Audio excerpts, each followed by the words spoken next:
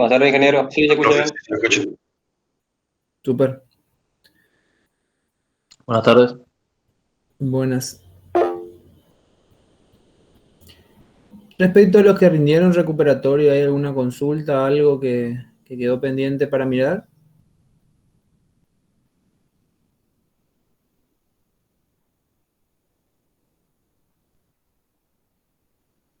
¿Alguno quiere mirar algún ejercicio, consultar, repasar? No sé si se podría rever el punto 2, que era un poco raro no sé si fui el único que tuvo problemas en analizar el punto 2, pero Al decir punto 2, tiene que aclarar cuál es, porque como puede ser aleatoria la... O sea, no sé, si yo me decís cuál es punto 2, no sé cuál es punto 2, en pocas palabras. Tendrías que ser más el, específico. el que pedía justamente el esquema, si estaba en estrella, en zigzag o si estaba en triángulo, y que pedía el tap de menor Ah, tensión de carga. ok. ¿Te quedó duda cuál es el del esquema? O sea, saber si es triángulo o estrella, Sí, básicamente. sí, sí. Y en ese caso, eh, en un transformador, generalmente cuando, o sea, solo salen tres líneas, por así decir, tres cables, tres conductores, es muy probable que sea estrella, el otro, perdón, triángulo. En ese caso creo que les daba V y W nada más, que sería RST. Pero bueno, lo presento, dame un tiempito, lo busco y lo presentamos.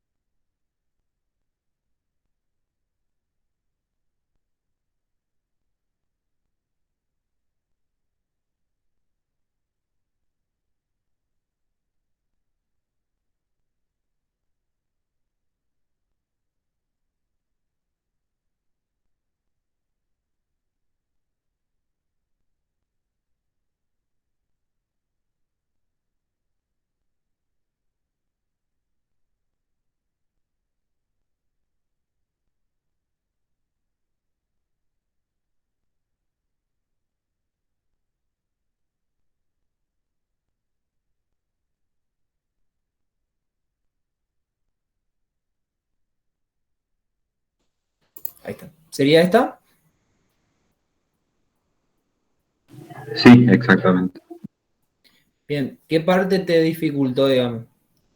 O sea, si yo te digo la posición del, o la sección del tab, ¿dónde estaría? ¿A cuál hace referencia, digamos? La parte donde busca representar los tabs o la derivación.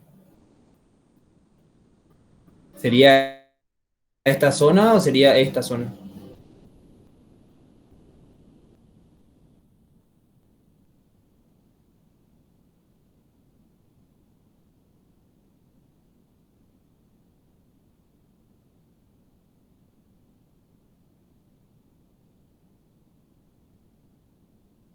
Punta. Y si ¿dónde está la parte donde te describe los tabs? En la parte derecha. ¿Derecha sería esta? Sí, sí. Bueno, de alguna manera esto sería el selector. Si yo digo punto 1, está aquí, punto 2, 3, 4, 5. ¿Está? Yo muevo por allá y voy eligiendo el punto. Se nota que esto está acoplado mecánicamente a todo esto, ¿no? ¿Está? Y va variando esto. O sea, esta chapita, esta chapita, esta chapita va variando a medida que yo voy modificando la posición esta del selector. ¿Eso lo puedes ver? Sí. Bien. Por lo tanto, ¿qué serían estas? Esta y esta. Serían las espiras del devanado primario, donde de acuerdo a qué número o qué punto o qué tab elija, me va a dar una cantidad X de bobinado. ¿Eso sí lo puedes ver? Sí. Ok. Por ejemplo, en este caso, está en la posición 1.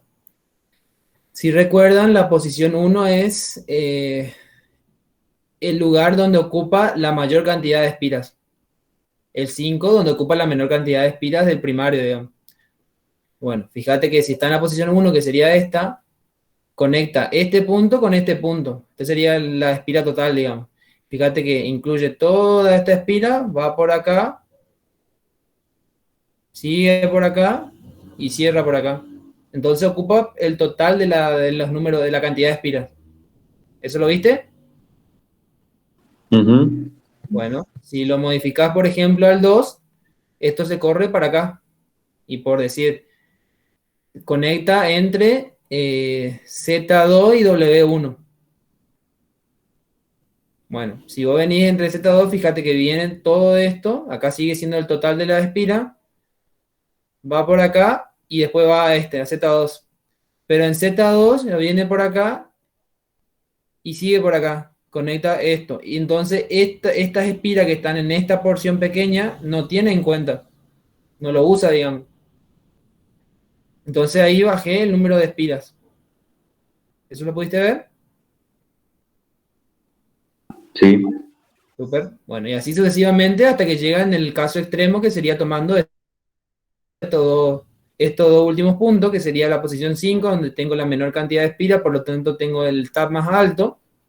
Fíjate que ahí vengo, tomo esta porción, de ahí ya me paso acá, sigo por acá y bajo acá. Y sigo por acá. O sea, ya no uso ni esta porción ni esta porción. O sea, es el peor de los casos, o sea, no el peor de los casos, perdón. El caso donde voy a tener la menor cantidad de espiras en el primario, que sería el tab número 5. ¿También me seguís? Voy preguntando cada vez porque no quiero que te pierda, no quiero que te pierda nadie. Sí, sí. De esa forma, teniendo la cantidad de espiras, la mayor cantidad de espiras posible, que sería en la posición 1, tengo mi mayor relación de transformación. Porque N1 sobre N2 va a ser lo más elevado posible, porque N1 va a ser el mayor. Si estoy en esta posición, si estoy en esta posición, que sería el tab 5, voy a tener la menor cantidad de N1, por lo tanto mi relación va a ser la menor. Bueno, eso se utiliza para resolver el tema de los tab. Me pide, en el secundario se alimenta una carga determine tipo de conexión primario, en este caso del segundo, número de posición del tab, para tener la mínima tensión posible en la carga. ¿Cómo yo tengo la mínima tensión posible en la carga? Haciendo que mi relación de transformación sea lo máximo posible. ¿Por qué? Porque mi tensión en la carga va a ser V2, o sea, el secundario de mi transformador, mejor dicho, no en la carga, sí, V2, el secundario, en los bornes de mi transformador secundario, va a ser igual a V1 dividido la relación de transformación. O si quieres, FEN1 dividido la relación de transformación. Estoy aproximando que la impedancia serie es casi muy pequeña, digamos, para que se entienda. Mi V2 va a ser V1 dividido la relación de transformación. Por lo tanto, para tener lo mínimo posible, mi relación de transformación debe ser lo más alto posible. Es decir, tengo que abarcar la cantidad mayor de espiras posibles en el primario. Por lo tanto, ¿en qué posición tengo que estar? ¿En esta o en esta? Sería TAP 1 entonces.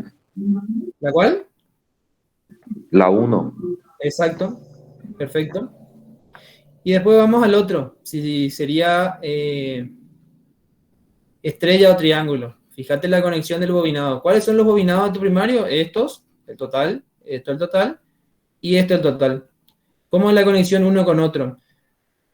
Esto viene de la U, que sería la R, lo mismo, puede ser UW o puede ser RST, lo mismo. Viene de la U, se conecta acá. Pasa por mi bobinado, el fin de mi bobinado se conecta al inicio del otro bobinado. Pasa por mi bobinado, el fin de mi bobinado se conecta al inicio del otro. Y el fin del bobinado del otro se conecta al del primero, al inicio del primero. Entonces, ¿qué conexión sería? Para que fuera estrella, por ejemplo, ¿cómo tendría que estar conectado? O sea, este bobinado, la salida tendría que estar conectado a la salida de este y este lo mismo, o sea, los tres a la misma salida, digamos, el punto común. Y a su vez tendría que tener un neutro, ¿no? Si no tengo ese neutro y a su vez está conectado al fin de uno con el inicio del otro, el fin del uno con el inicio del otro, el fin del uno con el inicio del otro, ¿en qué configuración tendría? Triángulo, entonces. Y sí, no hay mucha chance, digamos. Si tengo las tres fases nada más, para un transformador que sí o sí tiene neutro, no es como un motor, digamos, que no necesito el cable neutro, necesariamente si tengo los tres, únicamente las tres fases y está encima. O sea, por un lado tengo las tres fases nada más. Y por otro lado, el fin del comienzo, o sea, el fin de uno con el comienzo del otro, el fin del uno con el comienzo del otro, el fin del uno con el comienzo del otro, y no queda otra que sea triángulo. Si vos lo haces después de un cuaderno y haces un esquema en triángulo del bobinado, o si ves cualquier imagen, te vas a dar cuenta que siempre se cumple eso. O por ahí yo no me doy cuenta y no sé por qué parte cuesta tanto verlo. Porque como yo por ahí ya lo vi, o sea, ya lo tengo claro, me cuesta a veces ponerme en el lugar. ¿Qué parte te está costando ver? No, a mí lo que me había pasado era justamente de que como vi los bobinados que estaban como divididos, supuse de una que era zigzag, sin considerar la parte de los tabs. La parte de los tabs me di cuenta después de que puse la respuesta. Pero al principio vi un pantallazo y pensé que era zigzag. Por eso nomás era que... Ok, bien. ¿El resto también le pasó lo mismo o qué fue la mayor dificultad de los que rindieron recuperatorio, obviamente? Por ahí a mí me sirve porque yo, como le digo, capaz que para mí es tan simple, pero porque yo ya lo vi, ya lo entendí, digamos, no es que uno lo entiende, obviamente es mucho más simple, ¿no? Pero la primera vez es la que cuesta. ¿Al resto en qué le complicó?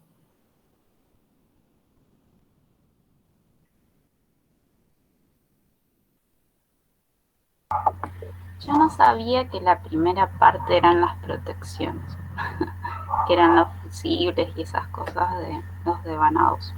Y ahí es como que, en el apuro es como que lo consideré como que era todo parte de lo mismo. ¿Vos estás hablando de esta parte? Sí, sí, de esa parte. Para que te entienda nada más, Jenny. Es decir, en el apuro lo consideré todo parte lo mismo. ¿Qué te cambiaría eso? No, no estoy entendiendo ya.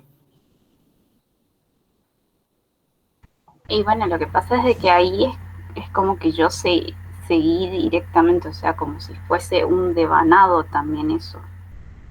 Y Ajá. ahí es como que confunde, como si esa parte estuviese en serie con todo el resto.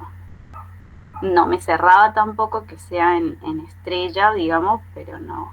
Es, para mí es más claro cuando uno analiza solamente la parte de abajo, ahí sí es como queda más claro que es en triángulo. Ah, Pero ok.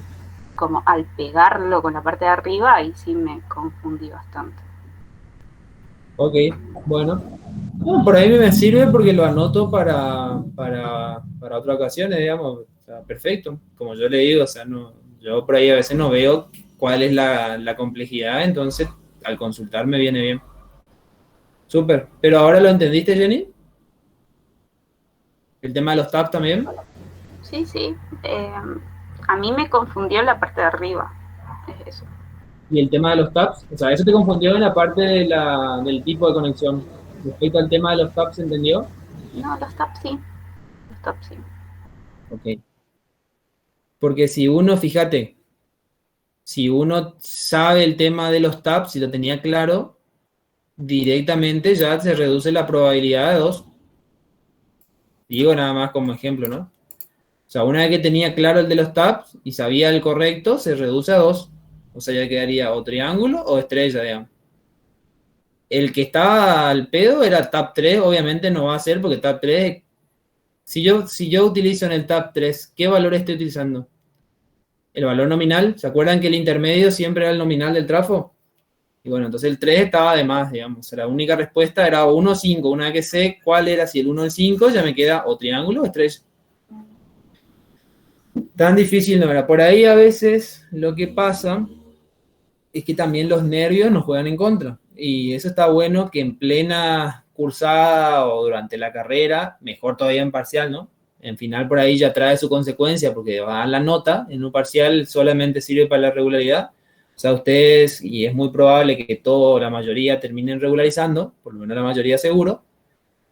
Si salen mal en un parcial e inclusive en un recuperatorio, tiene otra vez extraordinario y nos lleva nota, digamos. O sea, lleva regular o no regular, nada más. Después tiene el siguiente nivel, que es un examen final. Si en un examen final se equivocan, sí ya afectan algo, afectan la nota. A algunos les da igual, a otros les importa su nota, su promedio, a otros les da igual. Bueno, pero ya tiene una pequeña secuela. Y después ya en la vida profesional peor. Ahí ya no sé, en lo posible no tienen que equivocar, digamos. Entonces está bien que vayan desarrollando esa destreza ahora en la cursada. Es el lugar donde menos daño les produce equivocarse por nervios, ansiedad o lo que fuera. Simplemente les aclaro eso. Bien, respecto a este problema, ¿quedaron las dudas entonces? Facundo, Jenny, no sé quién más rindió, no me acuerdo. Walter creo que fue, Sotelo creo que fue el otro. Pablo, no sé si están. Sí, ingeniero, por mí quedó claro. Por mi parte también, ingeniero. Súper. Bueno, está. Cierro esto. Justo recién se suma Pablo. Pablo, estábamos viendo cuestiones del recuperatorio. No sé si a vos te había quedado alguna duda, algo. Espero que o hables o respondas.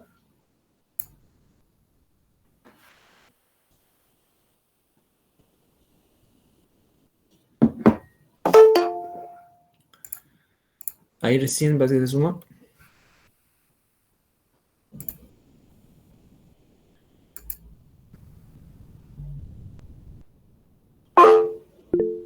Buenas.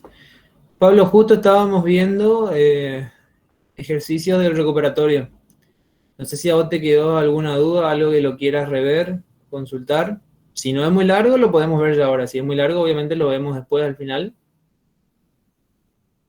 Para arrancar ya con lo que teníamos que dar hoy.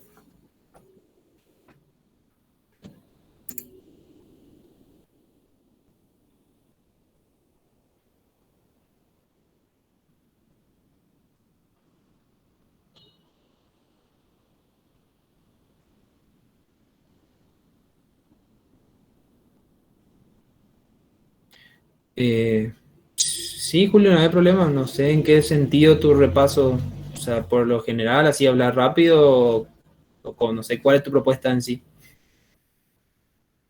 O sea, ¿cómo se tendría que resolver sería?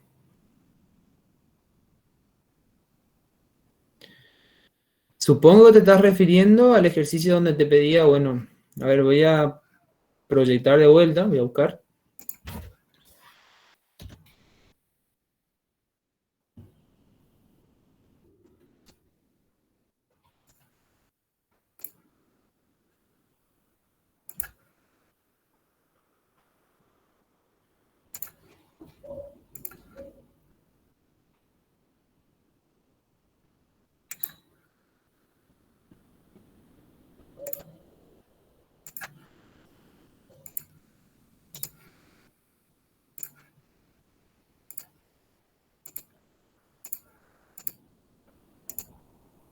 ¿Por este está diciendo?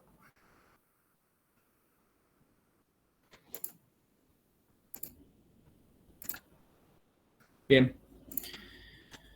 Bueno, básicamente el ejercicio es resolver el circuito, el equivalente serie. O sea, básicamente es primero no considerar la impedancia paralela, solamente la impedancia serie, que por lo que estoy viendo nos da de dato. Bueno, en realidad no nos da de dato, nos da los valores del ensayo, el trafo. Tenemos la potencia trifásica, tenemos sus tensiones nominales, digamos, tanto primario y secundario, tenemos el grupo de conexión y tenemos la pérdida en vacío y las pérdidas en cortocircuito más la tensión de cortocircuito. Bueno, Con la tensión de cortocircuito y las pérdidas de cortocircuito podríamos obtener coseno phi. Con el coseno phi de cortocircuito podemos obtener la RCC y la XCC. Con eso tendríamos el modelo de nuestro trafo de la impedancia serie. El de paralelo no hace falta tenerlo en cuenta para la resolución, pero sí, o sea, para la resolución del circuito al principio. Pero sí lo vamos a tener en cuenta para calcular el rendimiento, porque después nos pide el rendimiento. Y como tenemos de datos las pérdidas de vacío, sí hay que tenerlo en cuenta. Siempre que tenemos las pérdidas de vacío, hay que tener en cuenta si nos pide rendimiento. Si no lo tenemos, obviamente, si el problema no nos da, es porque hay que despreciar. En este caso tenemos. Bien, una vez que tenés RCC y XCC, te queda el circuito serie de siempre. Circuito serie me refiero, te va a quedar la impedancia del transformador, el ZCC, te va a quedar la impedancia de la línea que tenés de dato, y te va a quedar la impedancia de la carga. Pero ¿qué pasa? Que la impedancia de la carga y la impedancia de la línea no están referidos al primario. Entonces, utilizando la relación de transformación, que lo podés sacar con los valores nominales de tensión de línea, lo podés representar o sea, lo podés referir al primario, quiero decir. Y a su vez, lo otro que está faltando es que como es un triángulo estrella, la ZCC tenemos que dividir por 3, o sea, dividido 3, para obtener nuestro modelo monofásico, todo en estrella, digamos. Y ahí simplemente es resolver el circuito serie. Vas a tener 3 impedancias, una tu impedancia de transformador en serie, en estrella, después va a tener la impedancia de la línea y finalmente la impedancia de la carga. Y lo que está pidiendo es la tensión compuesta en el primario del transformador para que la tensión en la carga sea de 400 volts de línea. Es decir, lo que tenés de dato va a ser la tensión en la carga, pero referido, o sea, tenés secundario. O sea, tenés en la carga, digamos, pero como está referido al primario, este 400 volts se va a transformar en 13.200 cuando lo referís al primario. Entonces la corriente lo vas a poder hallar haciendo 13.200 de línea dividido raíz de 3, dividida la impedancia de la carga, pero referido al primario. Todo referido al primario. Una vez que tenés esa corriente, ya tenés la corriente que circula por el circuito serie. Y es simplemente esa corriente, o sea, la tensión en la carga más la caída de tensión, tanto en el trafo como en la línea. Todo referido al primario. Y eso vas a tener ya la tensión compuesta, o sea, el módulo de ese resultado va a ser tu tensión compuesta del primario para tener 400 voltios en la línea. No sé si hasta ahí me seguís. Y una vez que tengas el punto 1 resuelto, el rendimiento del transformador lo puedes hacer de varias formas. Una de las más simples es, listo, yo sé que la potencia de salida de mi trafo se va a disipar por un lado en la resistencia de la línea y por otro lado en la resistencia de la carga. O sea, mi P2 va a ser igual, siempre trifásica, ¿no? Potencia trifásica. A la caída la potencia activa de salida va a ser la potencia trifásica activa que se disipa en la resistencia de mi línea y en la resistencia de mi carga. Y la P1, para hacer P2 dividido P1, va a ser igual a esa potencia de salida, a P2, más las pérdidas en RCC, que se obtiene con la corriente que circula por el trafo, más, trifásica siempre, ¿no? Más las pérdidas de vacío. No sé si fue muy rápido, obviamente fue todo al aire, ¿no? Pero a lo mejor te da una idea, te sirve como referencia.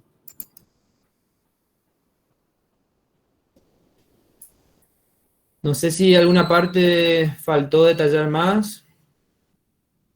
O sea, lo primero que tenés que lograr es obtener el equivalente monofásico. ¿Cómo se obtiene el equivalente monofásico? Obteniendo ZCC, que como está en triángulo mi trafo, lo tengo que dividir con 3. Eso ya tengo de referido al primario. Lo tuve en triángulo, lo pasé a estrella. Después tenés que convertir tu impedancia de línea y de carga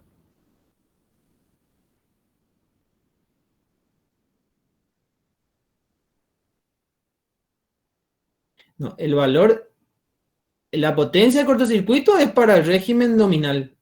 Eso es por definición.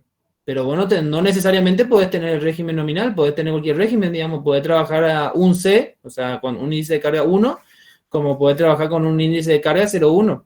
La potencia, la pérdida en la resistencia RCC Solo coincide con las pérdidas en cortocircuito a corriente nominal, que es la definición del ensayo de cortocircuito, digamos. No sé si se entiende, Julio.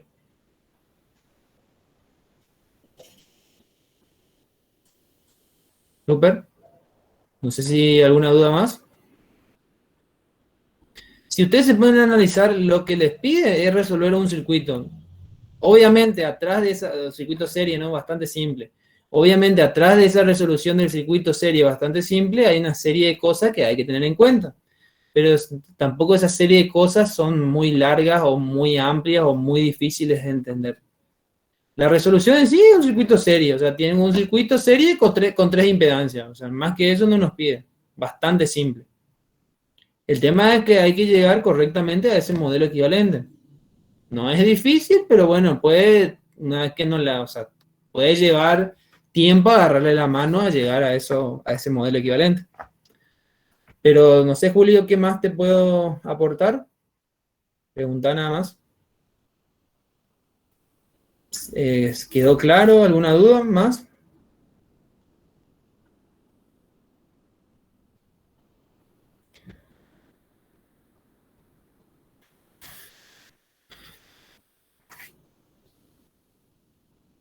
Ah, ok, súper. Bien. Para evitar, comparta solo eso. Vamos a probar qué es esto. Comparta una ventana, dice.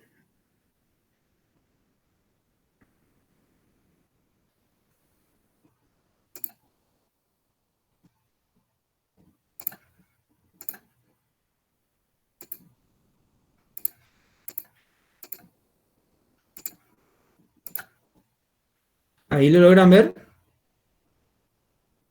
Sí, profe.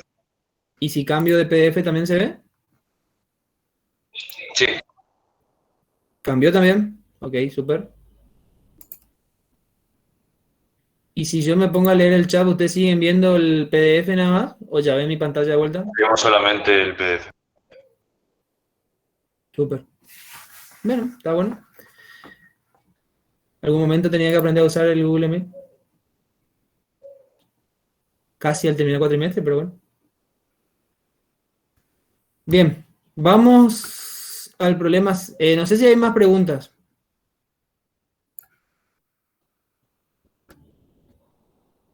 Si hay una pregunta, me paran. Si no, sigo. Aparentemente Julio me dijo que ya estaba. No sé si alguno más tiene algo por preguntar, consultar. Bueno, súper.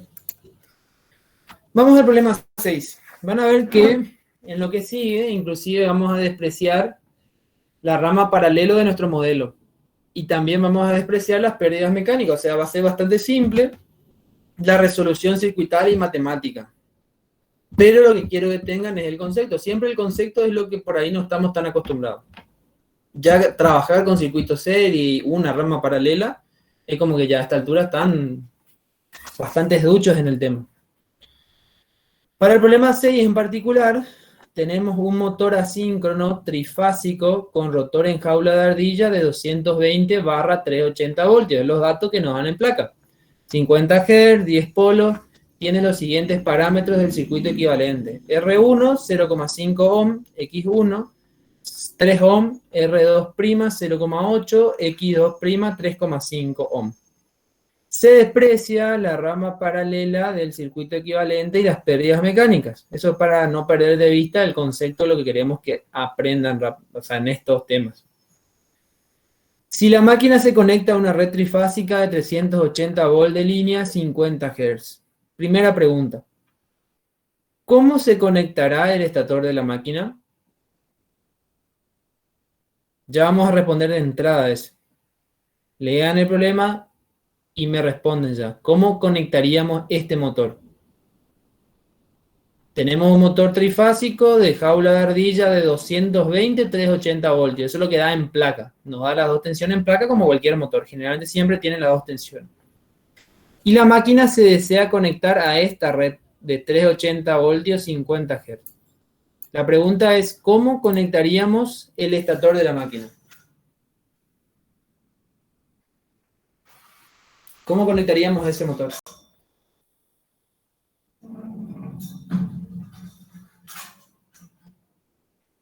¿Se acuerdan que ya hablamos de eso? ¿Ya lo vimos en su momento?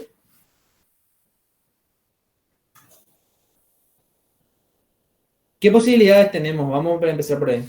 ¿Qué posibilidades de conexión tenemos? Las que conocen.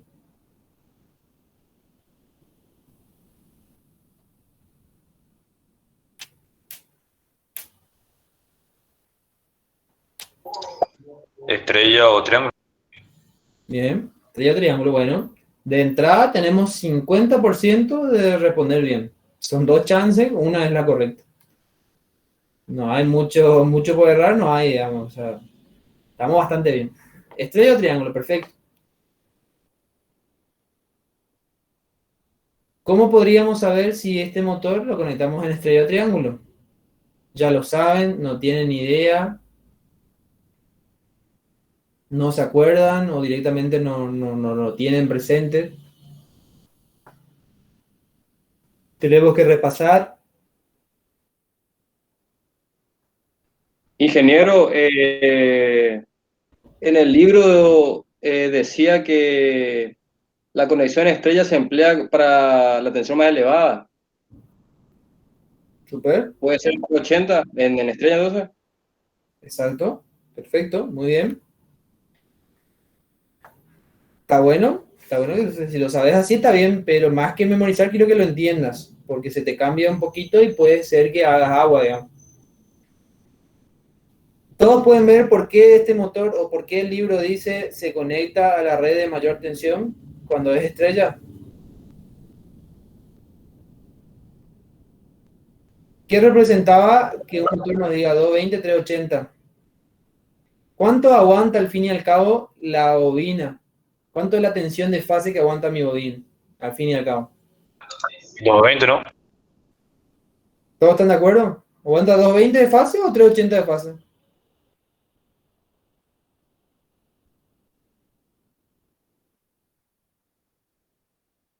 Si el motor es la carga en este caso, si el motor es la carga, yo lo conecto en estrella y pongo 380, ¿cuánto es la tensión de fase de mi motor?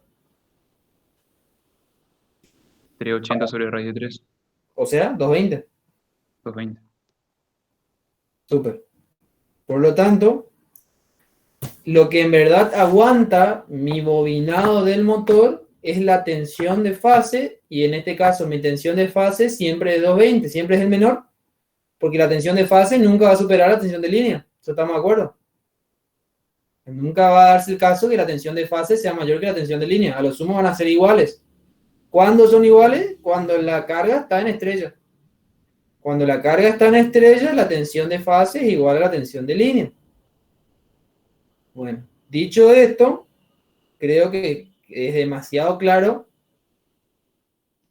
que en 220 voy a conectar en triángulo, porque mi tensión de fase es 220. Yo no puedo pasar la tensión de fase 220. Entonces, en 220 voy a conectar en triángulo y en 380 voy a conectar en estrella. ¿Qué va a pasar si yo conecto en estrella a 380? Y voy a quemar. ¿Por qué? Porque mi tensión de fase va a ser 380, pero mi bobina no aguanta 380 de fase. Mi bobinado del motor aguanta 220 de fase. Por favor, ¿quién no entendió para explicarle? Porque cada mesa de final salen mal por simplemente equivocarse de eso, la conexión estrella-triángulo. ¿Quién no entendió para buscarle otra forma de hacerlo ver?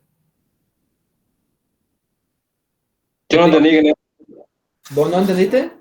no. No. Perdón, salió cortado otra vez. ¿No lo entendiste, me decís? No entendí. Ok, bien. Vamos a lo más básico.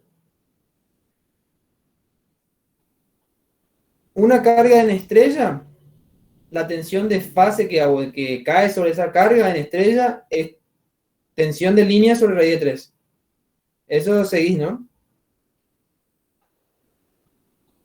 Sí, que Bueno, si tenemos esa misma carga en triángulo, la tensión de fase es igual a la tensión de línea, porque está en triángulo. ¿Eso también seguís? sí. Súper. Bueno. Ahora vamos, eso por un lado. Ahora vamos a lo que representa las tensiones en la placa de un motor. Las tensiones en la placa de un motor te dan dos valores siempre, uno menor y otro mayor. Esa relación entre el menor y el mayor siempre es raíz de 3. Siempre la relación es raíz de 3. O sea, el menor es raíz de 3 veces menos que el mayor. Bueno, ¿qué representan? Y representa básicamente la conexión en triángulo o en estrella. Así tal cual como dice en el libro, siempre se conecta la estrella al de mayor tensión. O sea, siempre se conecta estrella al de mayor tensión. Bueno, ¿por qué? Porque en realidad el motor, su tensión de fase, o lo que aguanta en realidad el bobinado en el borne de la bobina, lo que aguanta en verdad, para este caso en particular es 220. Y para generalizar siempre es la menor tensión. O sea, la tensión de fase que en realidad aguanta el motor siempre es la menor tensión. Y ahora lo que tenés que ver es cuánto es mi tensión de fase si lo conecto en triángulo o en estrella. Si lo conecto en triángulo, mi tensión de fase coincide con mi tensión de línea. Y yo que te dije que la menor tensión siempre es de fase. Bueno, si la tensión de fase coincide con la de línea y es triángulo, necesariamente tiene que ir a este valor. No sé si ahí quedó más claro, si no tengo que buscar otra forma otra vez, porque por ahí no sé por qué es tan confuso. Algún compañero que lo vio ya a lo mejor puede explicar más simple o la forma que lo entendió, digamos. Para mí es tan lógico y me cuesta por eso ver cuál es la falencia. Me pasa lo mismo que me pasa con otro ejercicio. Como yo lo logré ver ya por ahí, no entiendo dónde confunden, dónde se traban, digamos. No sé si te cerró mejor ahí o todavía no. O sea, el objetivo básicamente es diferenciar o saber que la tensión de fase es 220, la tensión de línea es 380. Y después saber, bueno, qué cae cuando tengo estrella y qué cae en mi carga cuando tengo fase, cuando tengo triángulo. Voy a hacer una prueba absurda de última.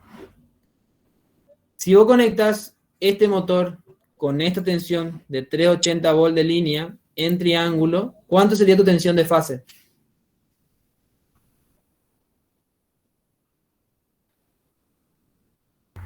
Y 380. Bien. ¿Tu motor aguanta 380 de fase?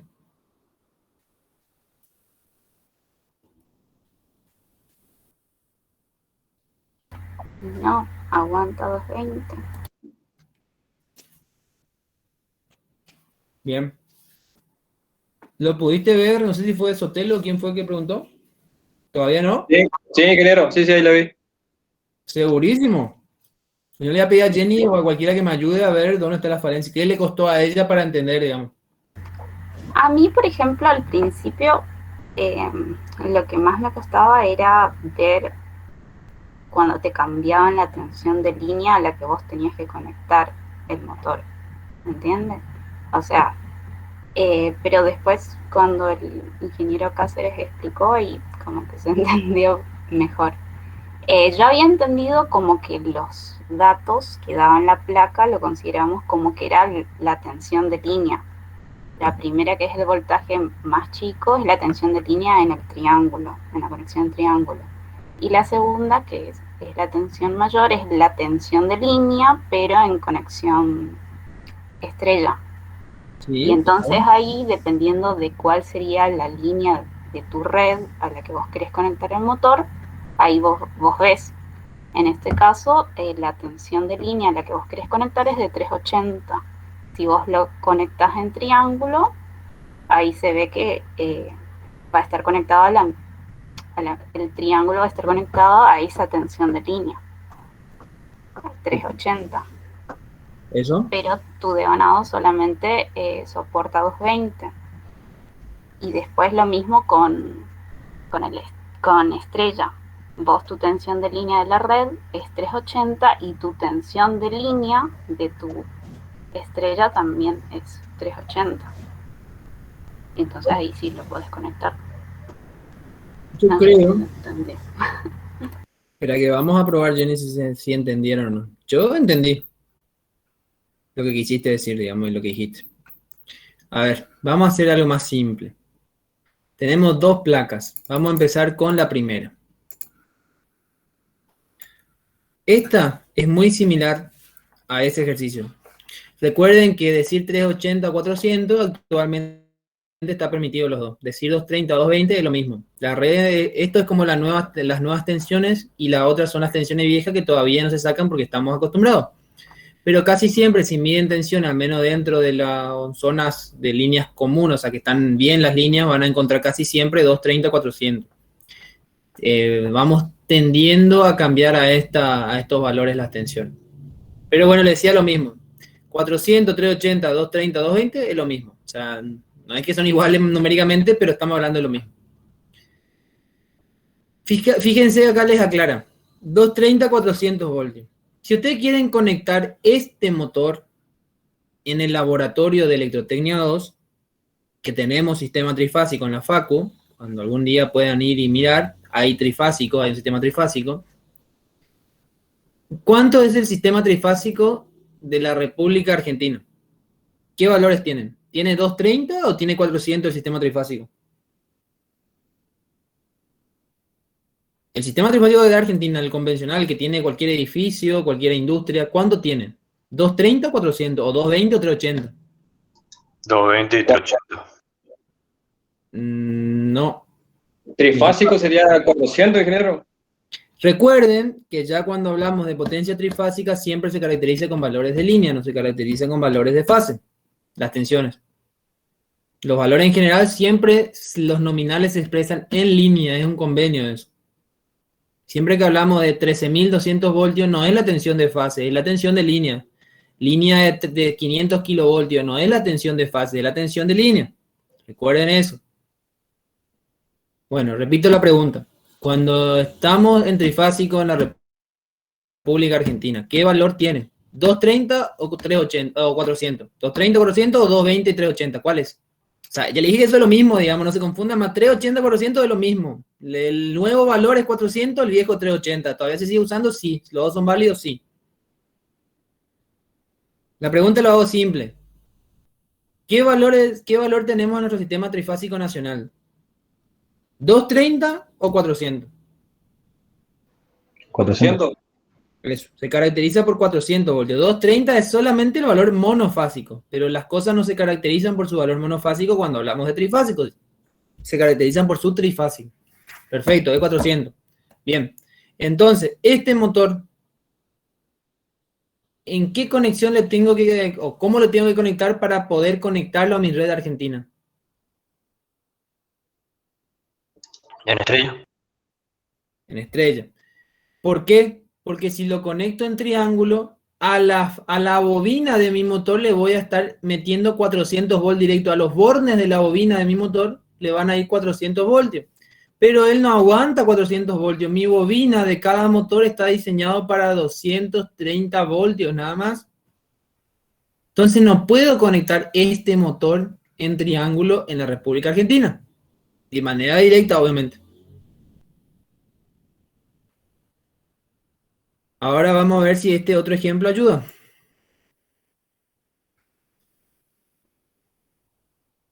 Bueno, es lo mismo, no cambia otra vez, lastimosamente el mismo ejemplo, es 380, 220. Bueno, si tuvieran un motor que diga... ¿sí? O sea, viene diseñado de esa forma para que acá lo conectemos en estrella, pero en un país de 110, o sea, que la trifásica es de 230, ahí lo conectemos en triángulo, digamos, para que podamos funcionar en los dos sistemas. Exactamente, porque la red te determina. O sea, Claro. Ah, está, bien. ¿por qué? Porque en realidad la tensión de fase es la misma la que soporta el motor. Si yo lo conecto en estrella, estos son valores de línea, como dijo Jenny, los dos son valores de línea, porque un sistema trifásico, repito, se caracteriza por sus valores de línea. Pero si yo a este motor lo conecto en estrella, ¿cuánto es la tensión de fase que ve cada bobina del motor? 230. Perfecto. Y si yo lo conecto en triángulo, ¿cuánto es la tensión de fase que ve cada motor? 400, en este caso. No. Yo dije, no sé si me expresé mal, pero dije... 230 dividido raíz de 3 sería, ingeniero. 230. Si se conecta en triángulo, el bobinado que ve cada motor va a ser 230 su tensión de fase. O sea, la tensión de fase que ve cada bobinado va a ser 230. Si yo lo conecto en estrella, la tensión de fase que va a ver cada bobinado del motor va a ser 230. Si lo conecto a 400, ¿no? 400 de estrella. Voy a repetir la pregunta por si hubo confusión y si yo me expresé mal. Si yo lo conecto en estrella 400 voltios, ¿cuánto es la tensión de fase que va a haber cada bobinado del motor? Esa es la pregunta. 230. Perfecto. Si yo lo conecto en triángulo a este motor a 230 voltios trifásico, ¿cuánto es la tensión de fase que va a haber cada bobinado del motor? Y 230. ¿Por qué? Porque está en triángulo. Triángulo es lo mismo fase y línea. ¿Ahí se entendió un poco mejor? Ah, claro, si se conectara en estrella, en la otra red de 230 trifásicos, ahí sí vería los 110 cada bobina, digamos. Sería menor. Claro, en realidad no es 200. A ver, ¿cómo me dijiste? Si yo lo conecto en una red trifásica de 230 en estrella, ahí cada bobina va a haber 230 dividido trae 3. Claro, ahí está. Sí, sí. Sí, había entendido mal la pregunta. Por eso, dependiendo ¿El del resto tipo de todavía red, no entendió? va a ser estrecho o triángulo, digamos. Pero Perdón, el motor perdón. funcionaría en cualquier parte del mundo. A mí se me cortó todo lo que dijiste, no sé el resto. O sea, dependiendo de la red que tengas, si es de 230 trifásica o 400 trifásica, se conectará en triángulo o en estrella, digamos. Exacto. Exactamente. Sí mismo. Por ejemplo, si tienen un motor que sea, les digo los valores, de 692, o sea, un motor que diga 400/692. ¿En qué conexión lo van a hacer en la República Argentina? Les muestro el ejemplo. En este problema, en lugar de tener 220, 380, tiene 400/690. En la República Argentina, ¿en qué conexión le van a hacer? ¿Triángulo o estrella? Triángulo. Exacto.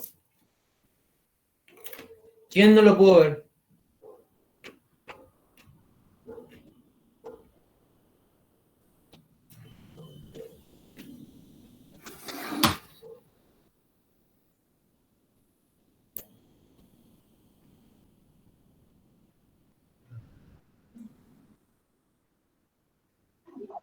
Pero en triángulo no quedarían los 400 sobre cada bobina. ¿Y está bien? Porque yo te dije que en el ejemplo... Ah, claro, el motor está especificado. Claro, la bobina del motor toleraría los 400. Sí, está bien. Ahí. Exactamente, porque va a ser 400. En vez de 220 va a figurar 400, en vez de 380 va a figurar 690. Como en mi país, o sea, en Argentina, tenemos 380, 400, lo mismo, tenemos 400 volt trifásica. Yo no puedo llegar a conectar en estrella porque yo no llego a los 690 en trifásica para conectarlo en estrella. No me da el cuero, digamos. Yo llego hasta 400 no. Y mi bobina del motor para funcionar en su valor nominal necesita 400 de fase. Si yo lo quiero conectar en estrella no me da el cuero. ¿Por qué? Porque si yo lo conecto en estrella, en mi motor voy a tener 400 dividido raíz de 3. Mi tensión de fase va a ser 230. Mi motor no funciona con tensión de fase 230 en ese ejemplo hipotético. Funciona con tensión de fase 400. Entonces no tengo otra opción que conectarlo en triángulo porque ahí sí, mi tensión de fase va a ser 400 voltios. ¿Se entendió? Claro, ahí sí. Y ese no funcionaría en un país de 110, digamos, del monofásico. No mezcles monofásica con trifásica, ¿eh? Ojo con eso. Un país puede tener 230 de trifásico. No digo que no lo exista, no sé qué ejemplo te puedo dar, pero puede haber un país que tenga 230, porque hay motores que se pueden conectar en 230 en triángulo. No sé si Estados Unidos tendrá 230 en trifásica. Pero no confundan lo que es 230 trifásico con el 230 monofásico. O sea, tengan en cuenta que uno es tensión trifásica en 230, es tensión de línea, el otro es tensión de fase monofásica. Claro, es un país con 230 trifásico, entonces sería 110 monofásico. Claro, y es que sí, creo que sí. Sería dividido raíz de 3, digamos, no sé si da. Nunca lo hice porque nunca lo trabajé con ese valor, lo hago si querés. Sería 132, 33. ¿O no? Sí, a ver.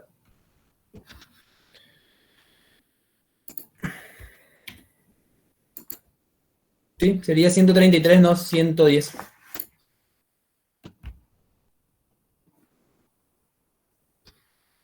110 por 1,73 sería 190 más o menos de trifásica, que tiene 110. Si no estoy errando los cálculos. Pero bueno, lo importante es que se entienda de lo que estamos hablando. ¿Se entendió? ¿Alguien no entendió? Otra vez para volver a explicar, porque ya no pueden pasar sin saber eso. Porque es como ir a regalarse en el final, digamos. O en el recuperatorio, o en el segundo parcial, o en el final, lo que fuera. ¿Quedó claro? Julio, no sé si vas a preguntar algo.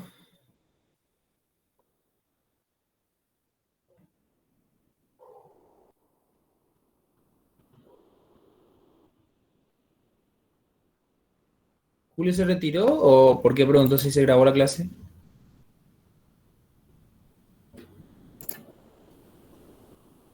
Ok. Bueno, seguimos. Espero que haya quedado claro. Y si no, me consultan y lo volvemos a ver. ¿No? Si es necesario, lo vemos 100 veces, pero tiene que quedar. Bueno, el punto A entonces. En resumen de todo lo que hablamos, cómo se va a conectar el estator de esta máquina y en estrella. No queda otra. No puedo conectar en triángulo porque mi red me dice, o mi problema en este caso me dice, que la máquina se va a conectar a una red trifásica de 380 voltios.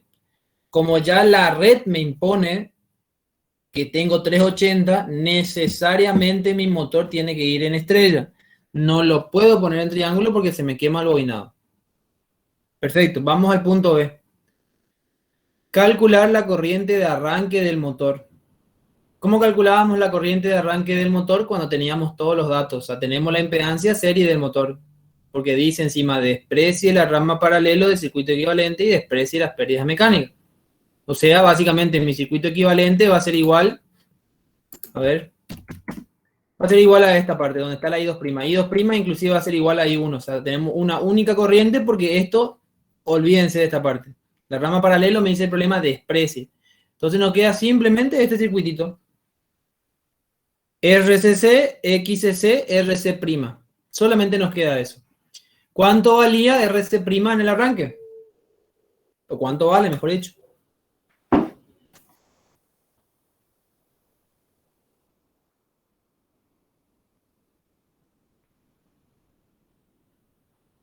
Cero. Cero, perfecto. Por lo tanto, ¿cómo voy a obtener la corriente I2'? Haciendo V1 dividido ZCC. ZCC tengo de dato, tengo R1, tengo R2', tengo X1, tengo X2'. Para calcular la corriente de arranque simplemente hago la tensión de fase, obviamente son modelos monofásicos, o sea, 380 dividido raíz de 3, dividido la ZCC. ¿Alguien no entendió esa parte? Si alguno escribe en el chat me avisa, por favor. ¿Alguno no entendió? Bien, supongo que todos entendieron. En el punto C me pide, el deslizamiento a plena carga es del 4%. Calcular la corriente absorbida, potencia mecánica desarrollada, par electromagnético, potencia activa absorbida de la red y rendimiento en estas condiciones. Bueno, varias cosas me piden el punto C. Vamos a empezar por el primero. La corriente absorbida. Y me dice que el estado de funcionamiento de mi motor es cuando está trabajando a plena carga con un deslizamiento del 4%. O sea, la S vale 0,04. Me está pidiendo la corriente absorbida. Nuevamente, todos ven el PDF, ¿no? Porque yo le minimicé para poder leer el chat. ¿A usted le aparece la pantalla completa? Se ve el PDF más. ¿Perdón? Se ve solamente el PDF. Completa, pantalla completa, no a la mitad como lo tengo yo. Sí, más o menos, sí. Sí, se lo ve a mitad de pantalla, digamos, pero se ve solo el PDF. Súper. Bueno. Bien. Les estaba mencionando que teníamos, por un lado, el S en 0,04. Nuevamente, lo único que cambia, o sea, seguimos trabajando con el mismo modelo, con este modelo. Olvídense, la paralela desprecien, se elimina, no lo puedo eliminar acá, pero bueno, ustedes imagínense que solamente trabajamos con este circuito serie. Y por supuesto, I1 va a ser igual a I2', la misma. Lo único que cambia es que ya no estamos en condición de arranque, sino que estamos en condición de carga nominal, y en ese estado vale la S igual a 0,04.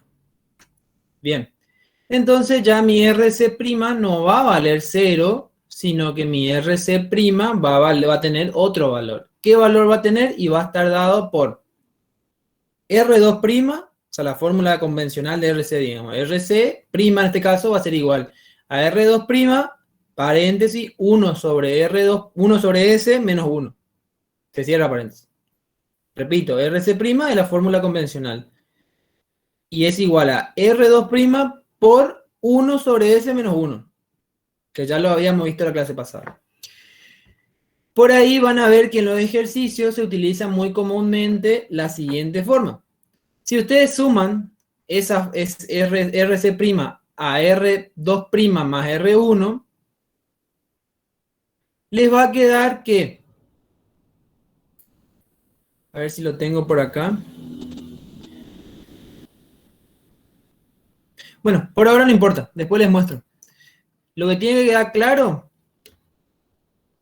es que lo único que cambia entre lo que me pide, corriente de arranque, y la corriente absorbida en funcionamiento nominal, es que mi RC' cambia. En uno valía 0, en este ya no vale 0. Hay que calcular el nuevo valor de RC' considerando mi deslizamiento. ¿Está? Después me pide la potencia mecánica desarrollada. La potencia mecánica desarrollada hacía referencia, nunca se olviden, a la potencia útil. ¿Cuál es la potencia útil? Es la potencia que se desarrolla en RC', considerando que las pérdidas mecánicas están despreciadas. O sea, se desprecia, digamos. Si no desprecio, la potencia en la resistencia de RC' es igual a la potencia mecánica interna. Pero recuerden que la potencia mecánica interna era igual a la suma de la útil más las pérdidas mecánicas. Bueno, en este caso me dice despreciar la mecánica, las pérdidas. Entonces automáticamente mi potencia mecánica interna es igual a mi potencia útil, que es igual a la potencia mecánica desarrollada. Potencia mecánica y potencia útil son lo mismo. Potencia mecánica interna es otra cosa. Esa es la que se produce en RC', pero a su vez incluye las pérdidas mecánicas. En este problema son iguales las pérdidas mecánicas, la potencia mecánica interna y la potencia útil, porque me dice que desprecie las pérdidas mecánicas. Espero que haya quedado claro. Bien, entonces simplemente, ¿cómo calculo la potencia mecánica desarrollada? Y calculo la potencia que se produce eléctricamente. Ya sé que no es eléctrico, pero mi modelo equivalente es calcular la potencia trifásica en RC'. Simplemente eso. Con eso tendría la potencia mecánica. Como desprecio las pérdidas mecánicas, entonces ya son iguales. Ya está, ya tengo desarrollado este punto. Después me pide el par electromagnético. Para el par electromagnético, es una fórmula que ya lo conocen, ya vimos cómo se define el par, es igual a la potencia útil dividido 2pi por la velocidad del rotor de giro dividido 60. Bien, me estaría faltando, ya tengo la potencia mecánica desarrollada porque lo calculé en el punto anterior. 2pi es una constante, 60 es una constante, me faltaría solamente la velocidad del rotor. ¿Cómo puedo obtener la velocidad del rotor? Muy simple, sé que mi S vale 0,04. Y a su vez sé que tengo 50 Hz y 10 polos. Bueno, 10 polos es igual a 5 pares de polos. Entonces yo puedo calcular, sería básicamente 3000 dividido 5, porque sería 50 por 60 dividido 5. Sería 3000 dividido 5, me queda 600. Y bueno, de 600 el 0,96% va a ser mi velocidad del rotor. ¿Por qué? Porque tiene un deslizamiento del 4%. Ya después vamos a ver los números, espero que hayan entendido, y si no entiende usted me pregunta. Si ya conozco la velocidad del rotor, es simplemente aplicar la fórmula de potencia útil dividido 2pi por la velocidad del rotor dividido 60. Listo, tengo mi par electromagnético. Al decir par electromagnético está haciendo o hace referencia al par que se desarrolla en la carga. El par que se le hace, el torque que se le hace a mi carga mecánica. A eso hace referencia. O sea, profe, disculpe, el par de rotación, par útil o par electromagnético es lo mismo. Pregunto porque eso no me quedó claro. Par electromagnético es el par que se produce en la carga mecánica misma. La nominal sería en este caso, porque está trabajando a carga nominal. Es el par que le efectúa tu motor en la carga para mover tu cinta transportadora, digamos. Ese ya es el par el que te entrega, digamos. Descontando todas las pérdidas, ¿entendés? Inclusive descontando las pérdidas mecánicas. Es el par efectivo ya el que te da el resultado final de lo que te da descontando todo. ¿Se entiende, Francisco? Sí, sí, ingeniero. Gracias. Ese es el par electromagnético, es el par que te da, digamos, el efectivo. Después puede ser nominal o no de acuerdo al punto de operación. Si el S es 0,08 no está en su par nominal. El par nominal para este motor es cuando la S funciona en 0,04. O sea, el deslizamiento. ¿Quedó claro, no? No me dijiste sí por compromiso nada más. No tengo problema en explicar de vuelta. No, quedó claro, profe. Muchas gracias. Bien, después del par electromagnético nos vamos a la potencia activa absorbida de la red y el rendimiento en estas condiciones. Bueno, la potencia eléctrica absorbida de la red no es otra cosa que la potencia trifásica que entrega a esta fuente, pero activa. O sea, simplemente va a ser 3 veces la tensión de fase por la corriente de fase por el coseno del ángulo que forman. Corriente y tensión. Con eso tendría la potencia activa que absorbe la red. Y la potencia, como pide el rendimiento, fíjense que la potencia activa me pedía por un lado y después me pedía el rendimiento en estas condiciones. Bueno, el rendimiento va a ser la P útil, que es la que calculé acá, la potencia mecánica desarrollada, dividido la potencia eléctrica que acabamos de hablar cómo calcular. Y con eso tendría ya el rendimiento. Después vemos los números, pero estamos haciendo ya un análisis cualitativo explicando.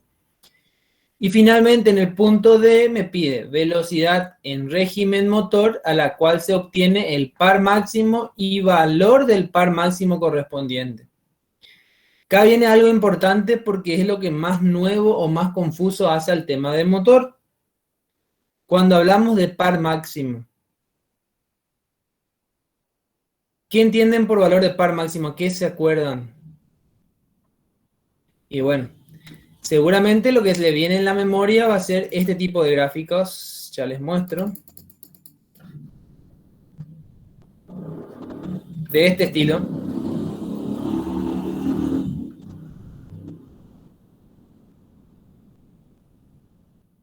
A ver. Vamos a una única curva. Bueno, puede ser este. A ver cuál me gusta más. Este. Acá está. Perfecto. Miren la figura nada más. ¿Cuál es el par? Bueno, obviamente, primero presento qué es la figura, ¿no? La figura es par o torque en función, o puede ser la velocidad del rotor, o puede ser el deslizamiento. Vamos a trabajar con deslizamiento porque es lo que nos está planteando, pero ustedes saben que es lo mismo. Obviamente, tenemos un par en el arranque, cuando el deslizamiento es igual a 1, que le llamamos par de arranque, MA, y después tenemos otro punto característico cuando la S es igual a 0, o sea, mi campo giratorio coincide con la velocidad de mi rotor, que tengo el par igual a 0, no se produce ni una fuerza porque no se induce ni una corriente, son los puntos más característicos. Pero a su vez tengo otros puntos también característicos e importantes, esos son los más fáciles, por así decirlo, en el arranque y en el final. Tenemos también el punto de nuestro par nominal, que en este caso valía 0,04. Eso quiere decir que nuestro motor está operando en este punto.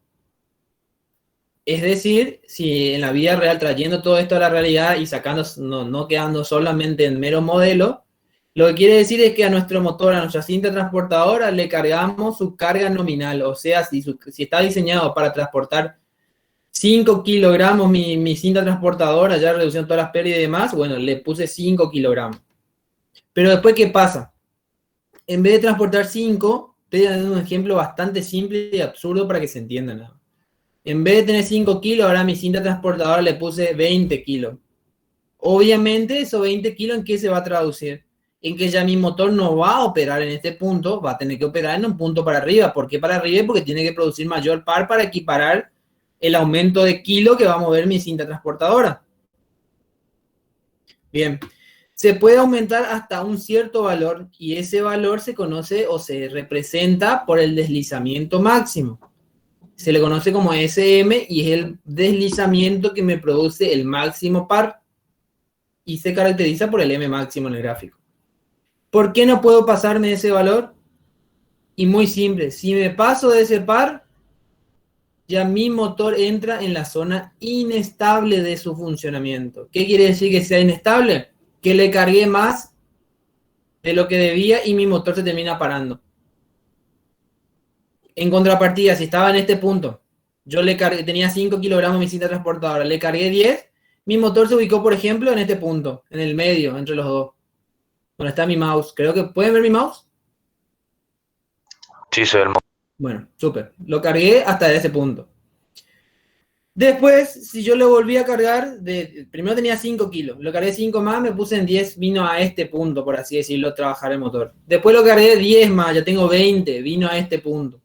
Sigue siendo estable el funcionamiento. ¿Por qué? Porque yo le cargué más carga y mi motor, ¿qué hizo? Redujo su velocidad, que es equivalente a aumentar el deslizamiento, para poder entregarme mayor torque, pero lo volvió a igualar, digamos. Le volvió a dar el cuero para igualar el par nuevo que necesita, a costa de perder un poco de velocidad. Bien. Si yo por ahí saco de vuelta mi carga de 20 que estuve en este punto, me voy de vuelta a 15, ¿qué es lo que pasa? Como baja el par, el motor todavía puede seguir. ¿Por qué? Porque baja el par. Al bajar el par, es como que mi motor se acelera y viene de vuelta a este punto. O sea, recupera, iguala de vuelta el nuevo par, que son para 10 kilos, a costa de acelerarse un poco y recupera su velocidad y se ubica en el punto donde está el mouse. Bien, entonces está en esa zona estable. ¿Por qué estable? Porque en toda esta zona mi motor de manera natural puede volver a encontrar un punto de equilibrio de funcionamiento, donde para tal velocidad va a tener tal par y que va a igualar a la carga mecánica que yo le pongo. Ahora, vamos al otro lado, para que se entienda. Si yo llego a 20 kilos, que sería en este punto, ahora le pongo 5 kilos más. Como yo le pongo 5 kilos más, obviamente aumenté la carga mecánica, mi motor nuevamente va a intentar bajar la velocidad para igualar el nuevo par necesario para mover los 30 kilos. ¿Pero qué se encuentra mi motor? Que baja la velocidad y en lugar de aumentar el par, también ya baja el par. Y cada vez peor. Baja, más, menos par, sigue desacelerándose, menos par, sigue desacelerándose, menos par, sigue, y quedó en cero. Chau. Se paró mi motor. Y mi carga de 30 que estaría por acá no le da el cuero, digamos, no puede, no le da, no puede producir ese torque. Por eso esta zona es inestable. Yo le aumenté un poquito la carga y el tipo terminó parándose. En cambio, yo acá aumentaba la carga y el tipo le daba el cuero para seguir. Y seguía girando a costa de perder un pequeño valor de su velocidad. ¿Se entendió? ¿Preguntas respecto a eso? ¿Sí? Sí, se entendió, ingeniero. Súper. Espero que haya sido más simple porque esta parte es lo que más le cuesta a los alumnos. Es muy difícil, no sé por qué. Tampoco, yo a todos les digo no sé por qué, porque ya pasa, digamos, uno cuando está metido, que ya lo da 1, 2, 3 años, es como que ya a veces cuesta entender el motivo. Pero por eso insisto con eso. Ahí le escribieron en el chat, ingeniero. Dale, súper, gracias por avisar. O sea que a partir del par nominal tenemos un rango hasta llegar al par máximo, que todavía el motor quiere mover la carga. Puede, mejor dicho. Exacto, sí. Generalmente, eso depende mucho de la aplicación, Julio. Hay algunos motores que necesitan tener porque en realidad el cociente, capacidad de sobrecarga se le llama eso, al cociente entre el par máximo y el par nominal. Eso depende de la aplicación. Hay determinadas aplicaciones que requieren una capacidad de sobrecarga muy grande porque es como que tienen cambios bruscos de carga. Y hay otras aplicaciones que la carga es más constante, entonces da igual que tenga, o no necesita, mejor dicho, tener unas capacidades de sobrecarga muy altas. O sea, en pocas palabras, depende de la aplicación. Pero en Electrotecnia 2 no nos preocupa la aplicación en particular. Nosotros estamos estudiando la máquina en general. Así que la respuesta a tu pregunta sería sí, pero sabiendo que eso depende del tipo de aplicación y del tipo del motor y el tipo de aplicación. Puede darse el caso, no te puedo dar un ejemplo porque no lo conozco, que sea muy similar el par máximo respecto al par nominal, por ejemplo. Para que me entiendas nada más. Como puede dar el caso que la relación sea 3 veces o 4 veces, digamos. No sé si respondí tu pregunta.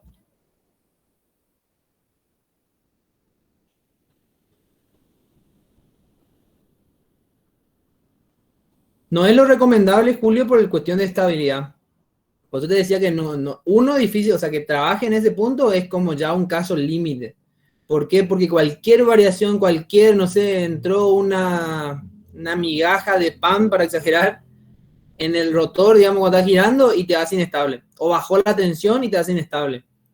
Porque ese es otro punto importante. No solamente te hace inestable cargar más, digamos. O sea, yo de mi ejemplo, que estaba dando, no solamente te va a hacer inestable que siga cargando más kilos a la cinta transportadora, sino también que, por ejemplo, arranque otro motor en la industria, baje un poquito la caída. O sea, en el arranque de un motor, cuando es de buena potencia, de potencia considerable, se puede tener una bajada de tensión de pocos segundos, de corta duración, pero se tiene. Cuando baja mi tensión, automáticamente mi curva par velocidad, toda esta curva baja. Sería el efecto que lo vimos más arriba. Sería este efecto. Perdón. A ver. Yo lo vi en algún lado. Esta curva. Cuando baja mi tensión, de la curva par velocidad del azul, se pasa a la curva par velocidad roja.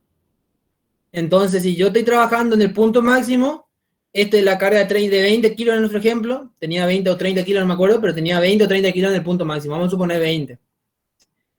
Si tengo 20 kilos en el punto máximo, arrancó un motor que está en la misma industria, que es de una potencia considerable, me hizo caer la tensión durante pocos segundos, mi nuevo par es esto, y mi carga está acá, digamos. Yo sigo necesitando 20 kilos, pero el par ya me produce para mover 15 kilos nada más. El equivalente para mover 15 kilos en mi cinta transportadora. Obviamente, ¿esto qué va a pasar? Va a querer bajar su velocidad del motor para tratar de darme más par, y se va a encontrar que ya estaba en su límite y se va a terminar parando. Entonces yo arranqué el otro motor y terminé parando una línea de producción en mi industria. ¿Se entendió?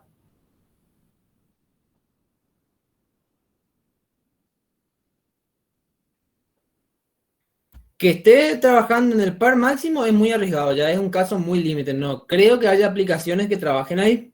Cerca puede ser, o sea, puede ser que la capacidad de sobrecarga sea, por ejemplo, 1,5, 1,2 nada más. O sea, que sea 1,2 veces o 1,5 veces respecto al nominal, el par máximo. Hay casos que vas a encontrar de 3, 4, 5. Pero que esté bien en el punto, el nominal, o sea, que el punto de operación sea el máximo, es muy arriesgado por lo que te acabo de explicar. No solamente porque puede aumentar la carga mecánica y lo hace parar, sino también porque puedo tener una caída de tensión que me lo haga parar. Esas son las cuestiones prácticas que escapan a lo teórico nada más y que son importantes.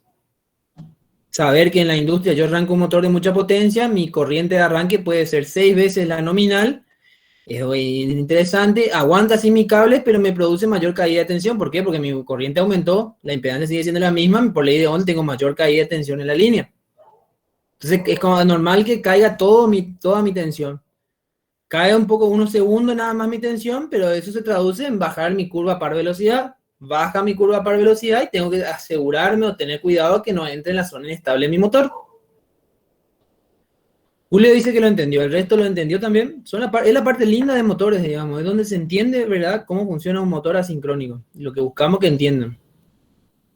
Si ustedes miran el libro hay cantidades de cosas. Nosotros lo que buscamos en Electrotecnia 2 es que entiendan esta parte. Es lo que buscamos, es lo que les va a servir más y es lo que nos da un cuatrimestre para desarrollar. ¿Alguien tuvo alguna duda? ¿No entendió algo? ¿Puedo seguir? Por mi parte, se entendió, profe. ¿El resto? ¿Puedo seguir? Sí, ingeniero, se entendió. Bueno. Estábamos analizando. No me acuerdo qué curva.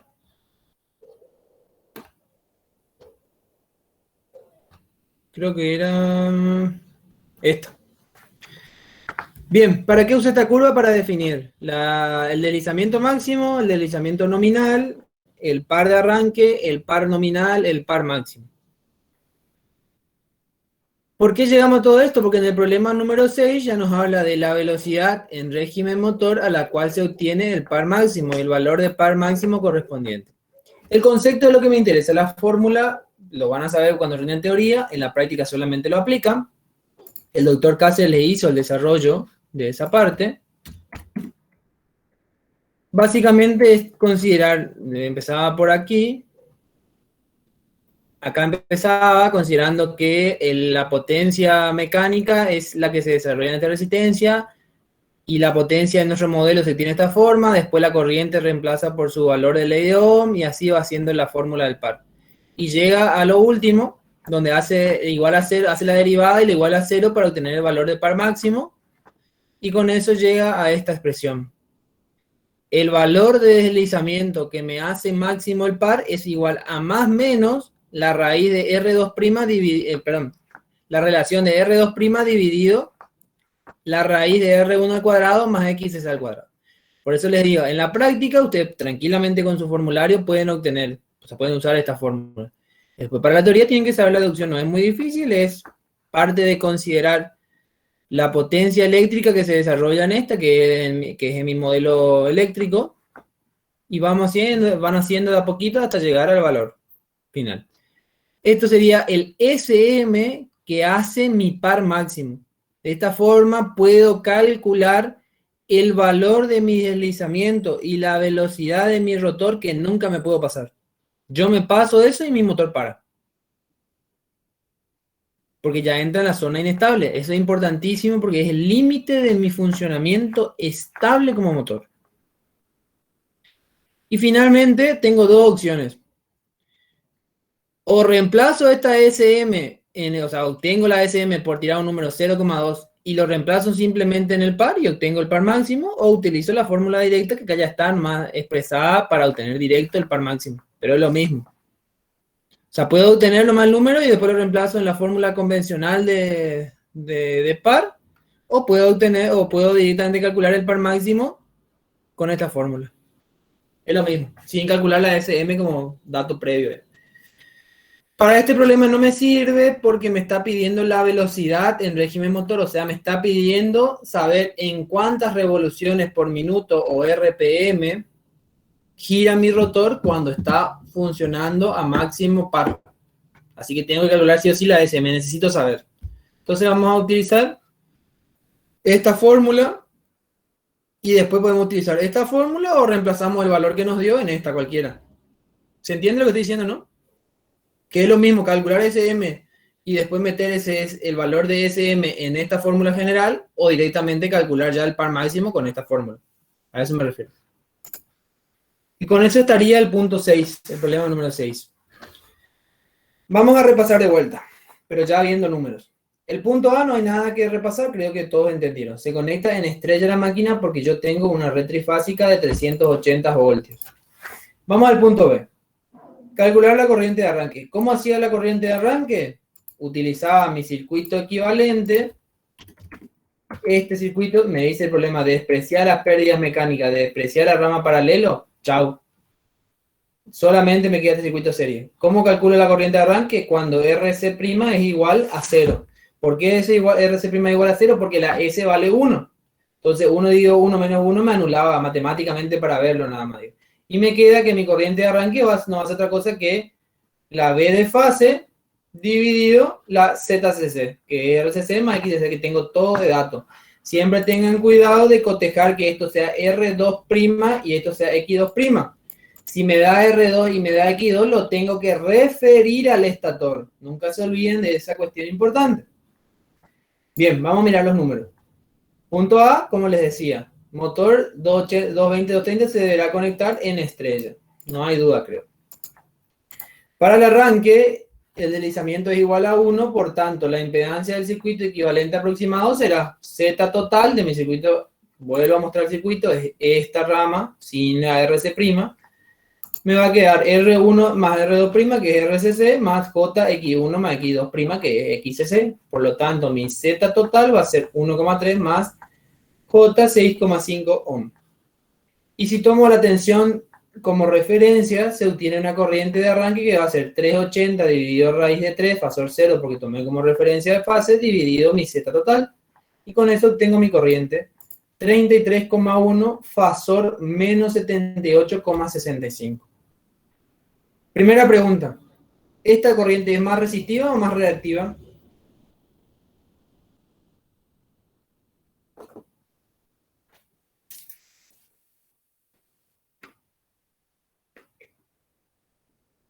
¿Podría repetir la pregunta, profe? Si esta corriente es más activa o más reactiva.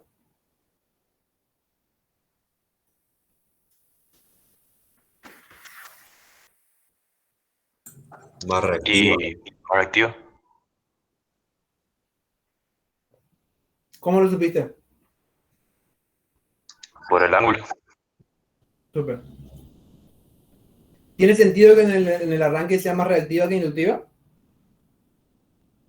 Físicamente.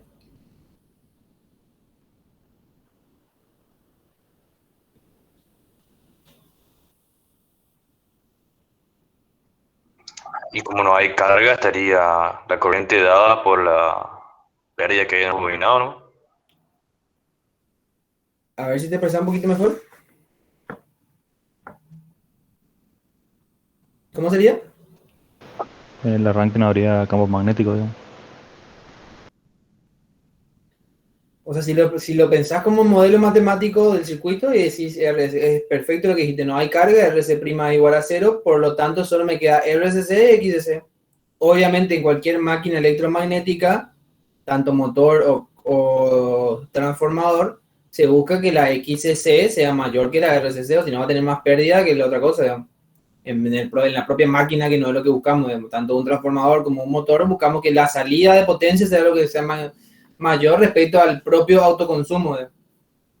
Entonces es lógico porque la XC va a pesar más que la RCC y la RC' va a ser 0. Perfecto. Bien, vamos ahora a ver lo siguiente. En el punto C ya hicimos el punto B. Creo que no hay preguntas. Si hay preguntas, ustedes me detienen nada más. El arranque ya lo vimos. Ahora vamos, si el deslizamiento a plena carga es del 4%, calcular la corriente absorbida. ¿Qué es lo que dijimos? Lo único que cambia es que ya ahora aparece la S en 0,04. La S ya no vale 1. Fíjense que si la S vale 1, me queda de vuelta esta expresión. Pero ahora ya me queda esta expresión. Lo primero que se pueden preguntar es por qué aparece, pero no aparece profe RC' acá. Créanme que si ustedes hacen algebraicamente esto y escriben la expresión de RC', lo que es, digamos, su expresión matemática, R2', 1 sobre S menos 1, les va a quedar que la suma de R1 más R2' más RC' es igual a la suma de estos dos. O sea, básicamente lo único que pasa es que nos queda la S abajo de R2'. ¿Por dónde sale eso? Pues se acuerdan que en la teoría ustedes hacían, sumaban y restaban R2' sobre S para poder expresar en función de RC' que aparezca RC'. Bueno, por eso nada más. O sea, en pocas palabras, háganlo si quieren, pero esto que está acá ya incluye la RC'. O esta sería la fórmula más general, la otra. Total, cuando estoy en arranque, digo S igual a 1 y ya me queda esta expresión. ¿Se entiende? ¿Se entendió esa parte? Después ustedes lo hacen si quieren matemáticamente, pero se entiende que esto es lo mismo que resolver este circuito con RC'. Cuando ustedes hacen R1 más R2' que viene a ser RCC, más RC' expresando RC' por su igualdad, que es igual a R2', 1 sobre S menos 1, cuando resuelven la suma de los tres términos de la resistencia, la parte resistiva, les va a quedar que esa suma es igual a esto, a R1 más R2' sobre S. ¿Se entiende esa parte? Por favor, díganme si entienden o no entienden, porque si no, no tiene sentido que siga avanzando. Por mi parte se entendió, ingeniero. Bueno, súper. Seguimos eso. Si nadie dice lo contrario, supongo que es la versión final de todos. Todas. Bueno, como estamos ya ahora, no estamos en arranque, estamos al 4%, lo único que hay que tener en cuenta es que en mi circuito equivalente, ahora S me hace variar la RC', entonces tengo que tener en cuenta que esto no vale más 1, sino que vale 0,04. Lo reemplazo y obtengo una nueva Z total. ¿Por qué una nueva Z total? Porque me cambió la Z al aparecer la RC' para este estado o para este régimen de funcionamiento del motor. Una vez que obtengo esa nueva Z total, hago lo mismo. Por ley de Ohm, obtengo la corriente. Como ven acá son aproximados porque desprecio la rama paralela. I1 es aproximadamente I2' porque se desprecia la rama paralela. Y obtengo la nueva corriente. Esta es la corriente en funcionamiento nominal. Si yo lo comparo con la corriente de arranque, por un lado vemos que la relación de arranque a nominal es de 3 veces. O sea, en el arranque mi motor va a absorber de la red o le va a pedir a la red 3 veces más corriente que su corriente nominal. Por eso le decía que en el arranque de cualquier motor puede ocasionar caídas de tensión que le puede hacer parar a otros motores o que le pueda causar algún evento o daño a cargas que tengan en paralelo en su industria. Bien, por un lado eso, el módulo del arranque puede ser 3, en realidad puede ser hasta 6 veces mayor, eso suele ser datos de placa. El motor suele dar, a veces normalmente si no se da se toma 6 para el diseño, pero si se da el motor en particular suele figurar la relación de la corriente de arranque dividido la I nominal. Suelen dar, digamos, suele ser I nominal, I arranque sobre I nominal, y dice igual a 6, o sea que quiere decir que es 6 veces la de arranque. La de arranque es 6 veces la nominal, quiero decir. Y por otro lado, lo que hay que tener en cuenta es el factor de potencia. En el arranque tengo un factor de potencia muy bajo, está muy malo, digamos, y ya cuando es nominal tengo un factor de potencia más adecuado. De todas maneras, puede ser de acuerdo a la potencia del motor, al tamaño, que necesite corregir el factor de potencia. Pero eso ya es instalaciones 2 para los eléctricos, no nos preocupa. Pero bueno, está bueno saberlo que obviamente el factor de potencia varía del arranque hasta la carga nominal. También varía el factor de potencia. Después de la corriente absorbida por la red para el S nominal, me pide la potencia mecánica desarrollada. La potencia mecánica desarrollada es la potencia que se desarrolla en RC'. Aquí va a ser igual entonces al simple término 3 por la resistencia en RC'. Esta es la fórmula de RC'. Este es R2' nada más. Esto es 1 sobre S menos 1 por la corriente, por el módulo de la corriente al cuadrado. Es simplemente obtener la potencia que circula activa, porque es una resistencia, que circula por esta resistencia en mi modelo equivalente. Obviamente eso no es potencia eléctrica en la realidad, es la potencia mecánica, pero en mi modelo eléctrico yo esa potencia mecánica, a mi cinta transportadora, la potencia mecánica la puedo modelar en esta resistencia. El poder del circuito eléctrico, digamos. Con eso obtengo mi potencia mecánica desarrollada, que es igual a la potencia útil y es igual a la potencia mecánica interna, porque mi problema me dice que desprecie las pérdidas mecánicas, por eso son iguales. Si yo tenía en cuenta las pérdidas mecánicas, esto tenía que ser PMI igual a P útil más las pérdidas mecánicas. Eso es lo que yo voy a obtener calculando la potencia que se disipa en esta resistencia. Va a ser la potencia mecánica interna, no la P útil. Este caso coincide porque se desprecia las pérdidas mecánicas. Bien, después me pide par electromagnético. Es lo que estuvimos hablando. Lo primero que necesito conocer para el par electromagnético es la velocidad de giro del rotor. Primero calculo la velocidad de sincronismo porque me da las pares de polo, que sería 5, y me da la frecuencia. Entonces 600 RPM o revoluciones por minuto va a ser mi velocidad de sincronismo. Como estoy a 4%, va a ser 0,96 de la velocidad de sincronismo mi velocidad de rotor nominal. Y va a ser igual a 576 revoluciones por minuto. ¿Para qué necesito conocer? Porque mi fórmula, si se acuerdan del par, se calcula como la potencia útil dividido 2pi por la velocidad del rotor dividido 60. Yo ya conocía este valor porque lo obtuve en el resultado anterior. Y después lo que necesitaba era simplemente la velocidad del rotor. Teniendo esos valores, puedo calcular mi par nominal. Después me pide el problema, después del par electromagnético nominal, porque me dice a 4%, me pide la potencia activa absorbida de la red y el rendimiento en estas condiciones. La potencia activa de mi circuito es simple, 3 por la U de fase, por la I de fase, por el coseno del ángulo que forma. Fíjense que el ángulo lo saqué de la corriente en funcionamiento, digamos, 17,6. El valor del módulo de 10,2 está en estrella, así que la I de fase igual a la I de línea, 380 y de raíz de 3 para obtener la U de fase. yo tengo que mi potencia activa que absorbo de la red, o que se absorbe de la red, es casi 6.400 vatios. ¿Y el rendimiento cómo obtengo? Y simplemente la potencia útil dividido potencia eléctrica de la red. Potencia útil lo calculé en este punto, y la potencia de la red lo calculé en este punto. Y nos da un valor de 93,65%. Bien, ¿alguna pregunta acá? ¿Estamos bien?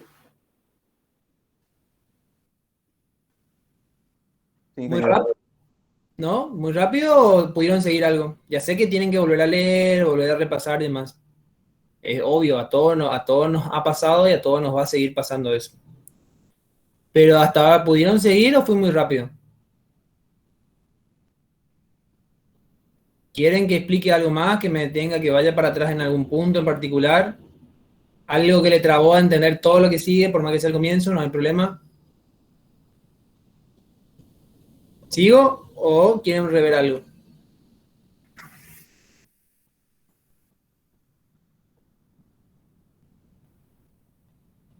Por mi parte se entendió que quería. Bueno, sigo entonces.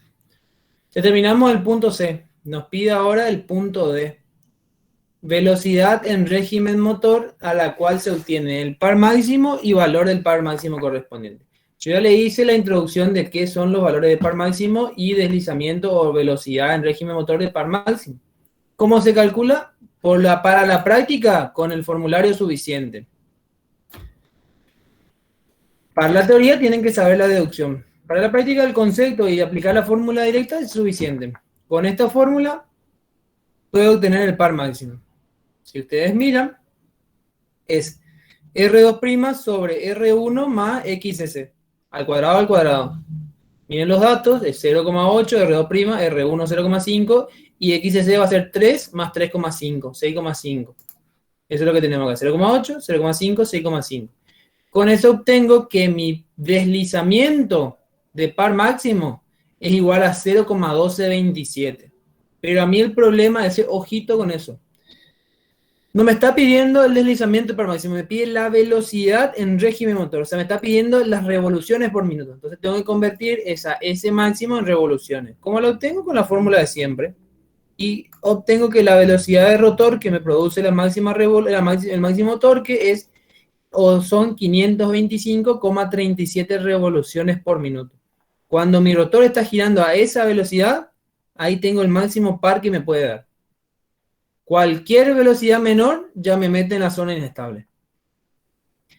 Y finalmente me pide calcular el par máximo. El par máximo, como les decía, lo pueden calcular con esta fórmula directa, que es la que utiliza en este problema.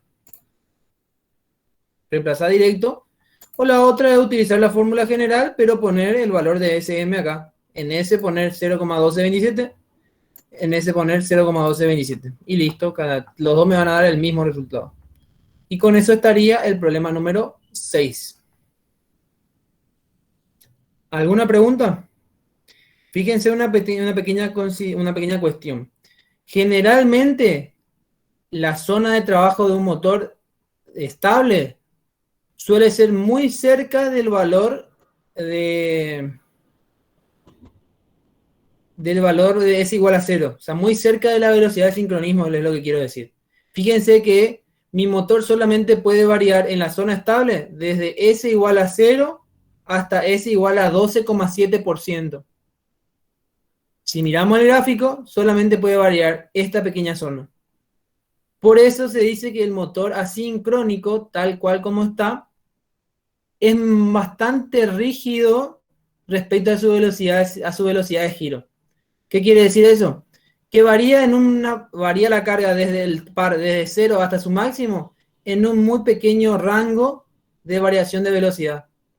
Porque para el ejemplo particular del problema 6, desde 0 hasta 12,27%, él ya hizo toda la variación de su torque. Más para allá ya no funciona porque ya es inestable. O sea, siempre tienen que tener en cuenta que el SM, primero que el S de un motor siempre va a variar entre un 3 y máximo a reventar un 10-12%. la SM, digamos, entre 0,03 y 0,12 máximo. Y la S máxima puede estar entre un 0,12 y en el muy exagerado, obviamente depende del tipo de motor y la aplicación, pero no el más típico, ¿no? Lo más típico es que pueda estar como máximo a un 0,3, como para que le sirva de referencia y de experiencia.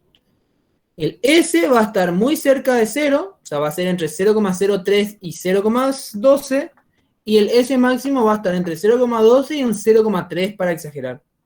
Depende, les repito, del tipo. Estamos hablando de la curva normal, porque después podemos variar. Su curva la podemos desplazar de la curva convencional con valores nominales. Con tensión nominal y frecuencia nominal y demás. Y resistencia igual a 0 en el rotor, porque en el rotor, cuando es del tipo bobinado, podemos agregar resistencia y desplazar la curva para velocidad. Ya vamos a ver después. ¿Alguna pregunta de acá? ¿Se entendió?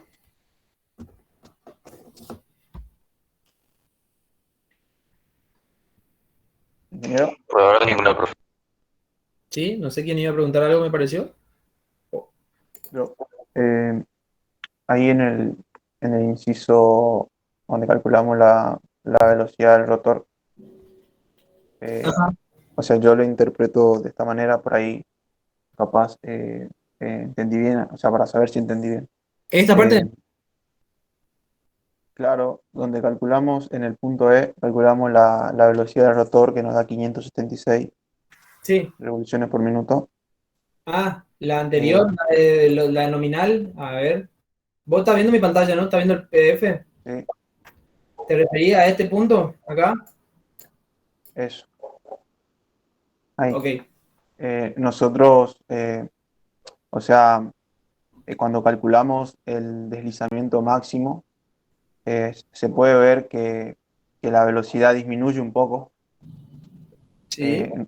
O sea, tipo, lo interpreté de esa manera, como que cuando está más libre, o sea, está a la velocidad máxima, digamos, a la del sincronismo, eh, es más rápido el giro del motor. Claro. Y Y menor. cuando está, digamos, al deslizamiento máximo, es porque, o sea, sí o sí tiene que disminuir, eso es lo que quería decir. Exacto. Disminuye la velocidad para aumentar su torque, pero tiene un límite que es el deslizamiento máximo. Hasta ese punto lo puede hacer. Después ya disminuye la velocidad, pero ya no puede aumentar más el torque máximo y ahí termina la inestabilidad y termina parando el motor. ¿Entiendes? Ah, sí, sí, sí, está bien entonces. Bien. ¿Alguna otra acotación o pregunta o lo que fuera?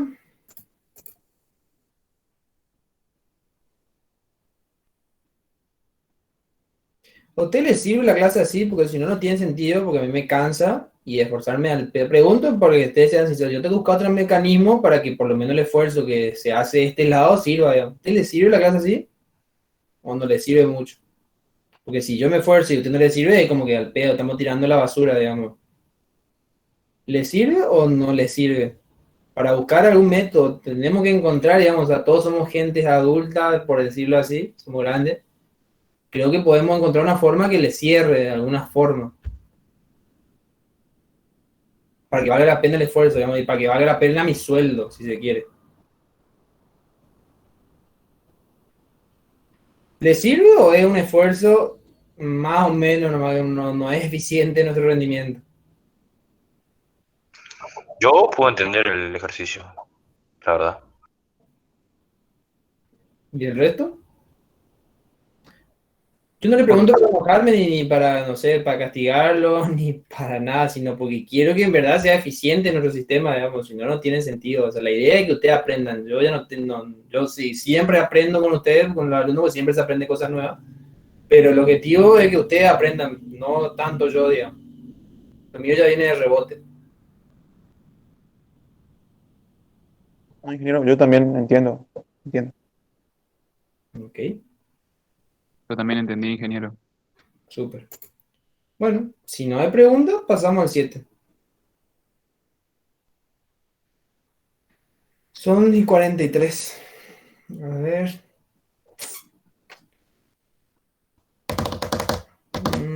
Capaz que vamos a dejar para la próxima clase nomás. Bueno, nos queda 7 minutos. 17, perdón.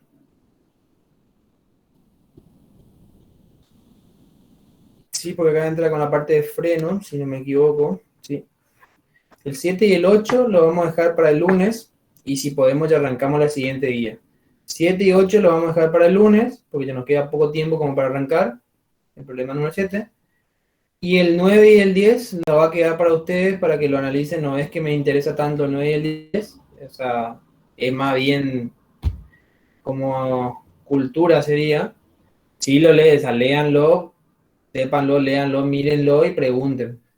Pero me gustaría ya desarrollar hasta el 8 y después pasarme la siguiente guía, que sería la parte de arranque de motores y demás, que es más importante. Porque después ya tenemos que empezar, ustedes ya hoy arrancaron la parte de máquinas sincrónicas.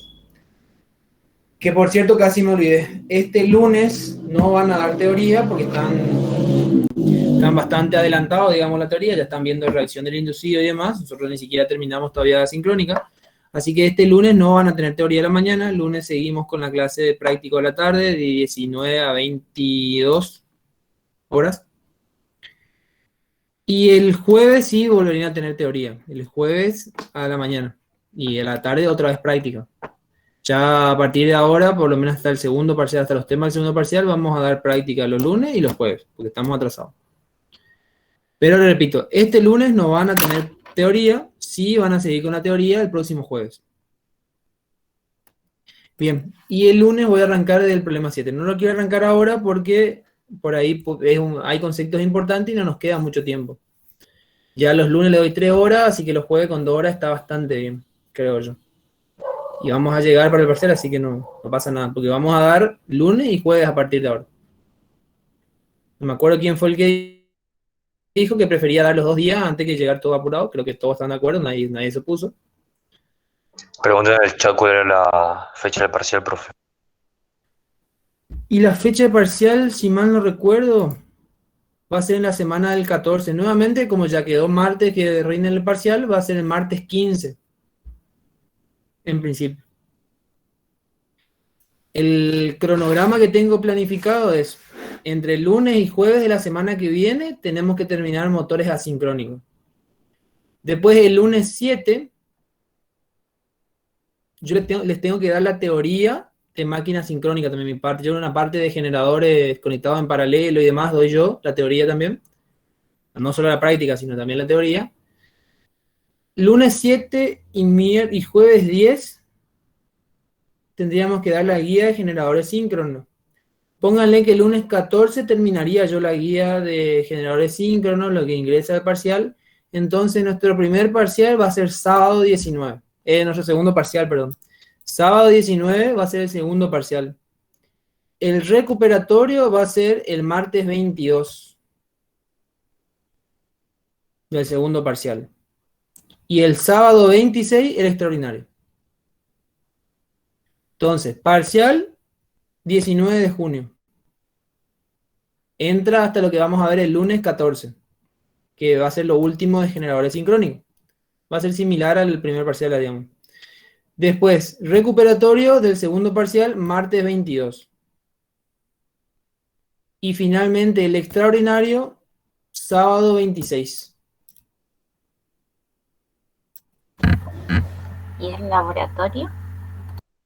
El laboratorio es como habíamos, no sé si el doctor les comentó algo hoy, yo no me pude ni sumar en ningún momento a la clase. ¿No hablaron nada de eso? Dijo que no pudo hacer nada para hacerlo físicamente, digamos. Ajá. Y que se va a hacer virtual, digamos, o sea, se va a grabar o ver si en vivo, esas cosas hablaron o no. Yo me olvidé de consultarle cómo va a ser al final. Solamente sé que se va a hacer de manera virtual. ¿Esas cosas no dio detalle? Y dijo que había que organizarnos, digamos, con usted. Justamente dijo que teníamos que hablar con usted. Ah, ok.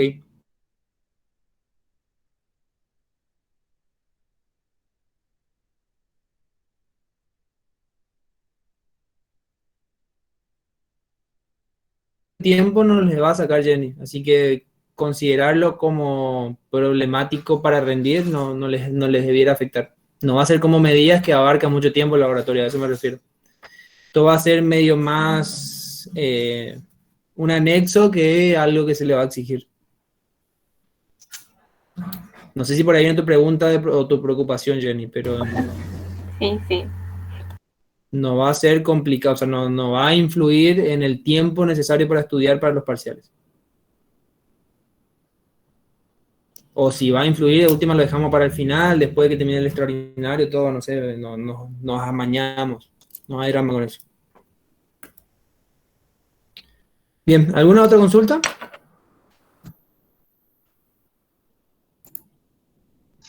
De mi parte, ninguna. Nos vemos el lunes, profe. Dale, nos vemos el lunes. Buen fin de. Igualmente, yo tenía que hablar con César, creo que era. No sé si está. Sí, creo que está. César, vos quédate por favor para definir el tema de tu nivelatorio y el resto está libre. Sí, ingeniero. Hasta luego. Estamos, ingeniero, hasta luego. Hasta luego, ingeniero. Hasta luego, ingeniero. Hasta luego, ingeniero. Hasta luego, ingeniero. Hasta luego, ingeniero.